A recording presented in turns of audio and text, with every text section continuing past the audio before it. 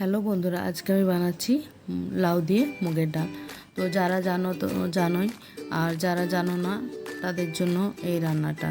তো মুগের ডালটা আমি ভেজে নিচ্ছি। তো গরমের দিনে লাউয়ের ডাল খেতে খুব ভালো লাগে। তো ডালটা ভাজা হয়ে গেছে, একটা অন্য পাত্রে আমি তুলে নিয়েছি। এরপরে আমি এটা কুকারের মধ্যে দিয়ে দিচ্ছি কেটে রাখা লাউ।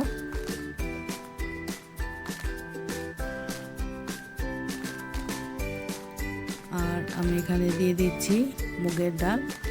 তো ধুয়ে নিয়েছিলাম মুগের ডালটা, সেটা আমি দিয়ে দিলাম। আর এখানে আমি দিয়ে দেবো পরিমাণ মতো হলুদ গুঁড়ো, আর দিচ্ছি স্বাদ মতন লবণ।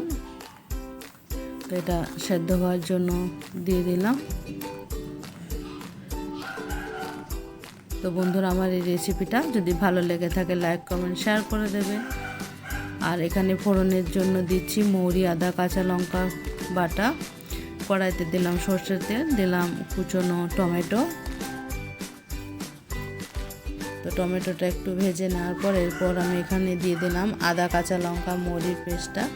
তো আমার চ্যানেলটা সাবস্ক্রাইব করে বেল আইকন প্রেস করে দিও, যাতে নিত্য নতুন ভিডিওগুলো আপলোড করব তোমাদের কাছে তাড়াতাড়ি পৌঁছে যায়।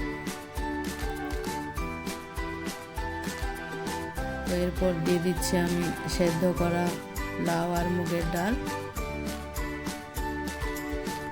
তো তোমরা এখানে চিনি অ্যাড করতে পারো, আমি চিনিটা অ্যাভয়েড করলাম। তো এরপর দিয়ে দিচ্ছি ধনে পাতা। ব্যাস হয়ে গেল গরম গরম লাউ দিয়ে মুগের ডাল।